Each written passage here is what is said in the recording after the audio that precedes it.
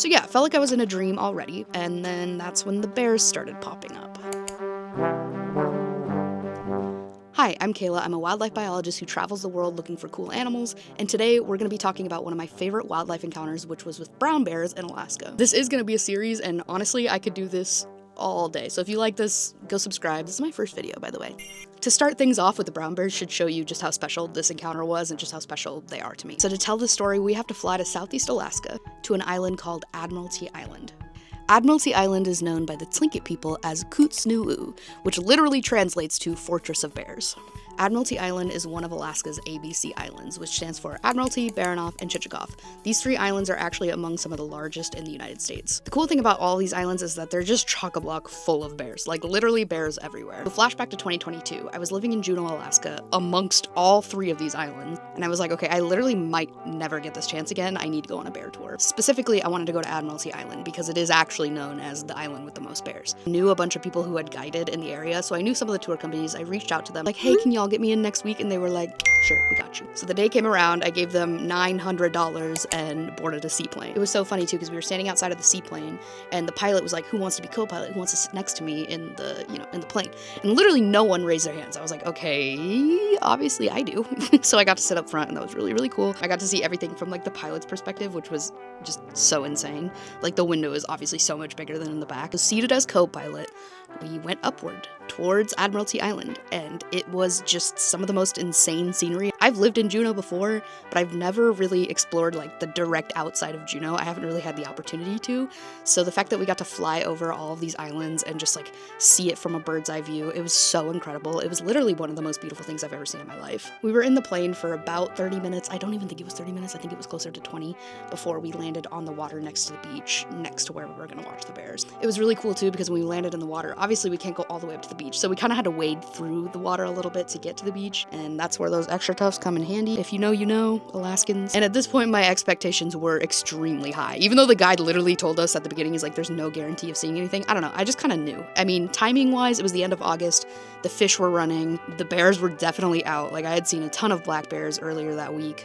They're all getting ready for hibernation. They need to consume as many calories as they possibly can at this point. So I had a very good feeling about this, not to mention I am a very lucky person, so I kind of just knew that this was going to work out for me. So we were walking along the beach. Before we even got to the viewing point where we were going to stop for a couple of hours, I saw a bear and I like immediately started freaking out. I obviously did not realize how loud I was being, and the guide was like, hey, you need to be quiet, dude. Like, you're being way too loud. I'm like, oh, I am so sorry. I was so excited. I couldn't even help it. So this is the point where things got literally insane. I could not believe what happened next. So first of all, let me set the scene of what I was looking at. You look over and there's just this cascading waterfall. Behind it, this snow-capped mountain. On the sides of it, the lush rainforest. It was like this green color that I've never seen before in my entire life. So yeah, it felt like I was in a dream already. And then that's when the bears started popping up.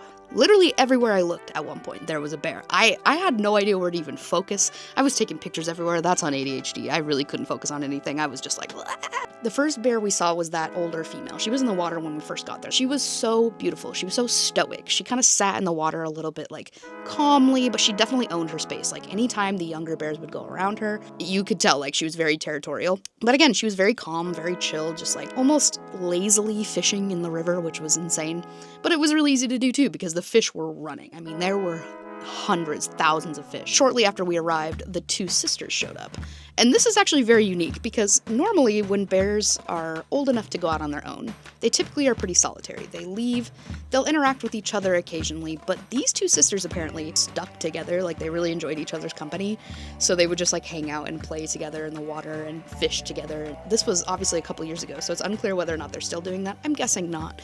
But it was still very cute to see these 2 adult bears just like hanging out. Soon after that, there was like this little ledge that kind of led into the waterfall, and this mom and her 2 koi appeared, and we didn't see them at first because honestly the 2 babies came up first, and they were so little, like unless you knew they were up there you probably wouldn't see them. But then we saw the mom, and then we saw the babies. So they appeared. The mom was really cautious at first because she was looking for males. Males pose a huge danger to babies, especially when they're that young. She made sure there were no adult males in the area.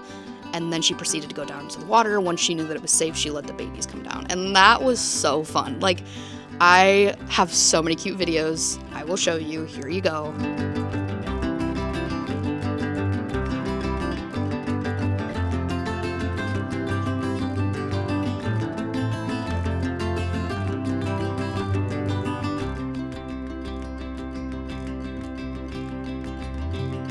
could not stop filming them. Like, they were just up to so many little antics. It was so rewarding to watch because these babies, again, they've only been alive for a couple of months, yet they're able to at least grasp the concept of fishing, even if it did look more like playing.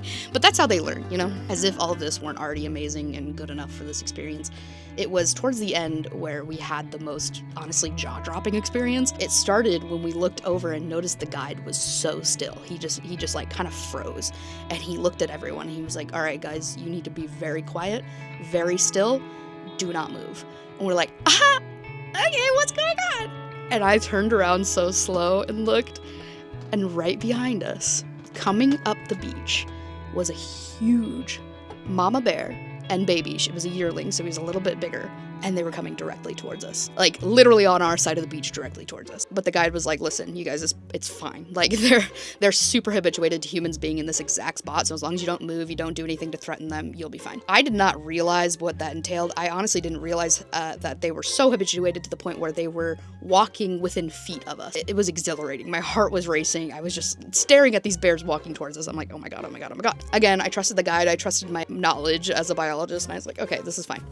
So they walk up, and I'm not even kidding, like feet away from us are walking. Totally ignored us. I mean, the baby was a little bit interested, but the mom did not care. She was just like, yep, I'm going to fish. Don't care about you dumb humans that are shaking and shivering in your boots. Yeah, you be afraid of me. And we were. A little bit. A healthy fear, you know? They walked directly past us into the stream, and that was it. And it was still one of the most insane brown bear encounters I've ever had in my whole life. What seemed like minutes later, the guide was like, all right, it's time to go. I didn't believe him. I looked at my phone, and at some point 4 hours had passed. I was just in shock because it literally felt like we were there for 30 minutes. I was like, there's no way. I don't want to leave. I was so sad. But yeah, it was time to go. So we slowly made our way down to the beach, and as we were arriving, the plane was landing. It was a really cool thing to see. Like, it just, I don't know, the timing was perfect, and seeing it go skid across the water, I was like, oh, that's what we just did. The way back, I just kept thinking about these animals and how inexplicably linked they were. I mean, salmon need the forest need the salmon. Like, it's literally just this huge food web. And honestly, not a single one of those creatures could exist without the other. And they all come together to form one of the most special and beautiful wildernesses on the planet. And as I look back on this amazing experience now, I can't help but feel a little bit sad. I mean, to tell you the truth, salmon are not doing very well. Last year in Alaska, salmon catch was down by over 50% from the year before. It was the 3rd lowest catch on record.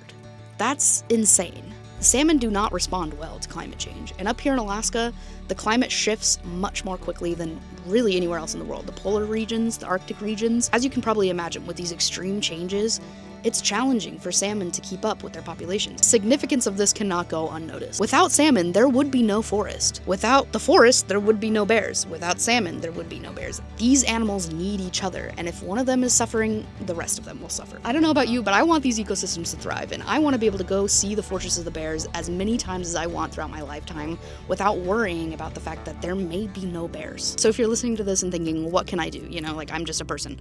There are plenty of things that you can do as an individual person. First thing you can do is advocate for policy that protects salmon and bears.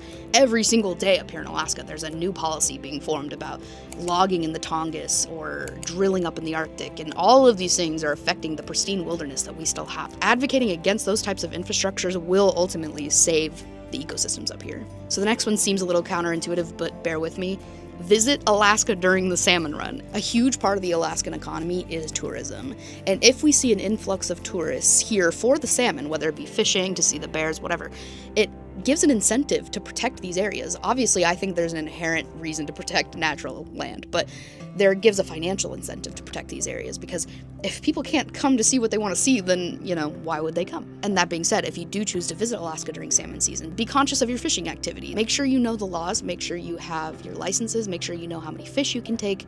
Be respectful of that. Lastly, one of the things you can do is support organizations that are working on conservation of salmon. I've listed a few organizations here. If you want to go check them out, I highly recommend it. It's just really interesting to see what other people are doing for these animals. I know we started this video talking about bears and now we're talking about salmon, but I'm telling you, they are inexplicably linked. In Alaska, you cannot have bears without salmon, you cannot have salmon without bears. So that was my magical experience with brown bears in Alaska. Thank you for watching this whole video. If you made it all the way, please subscribe. I'm gonna be making a ton of these. I have so many wildlife encounters to share. So yeah, love you guys.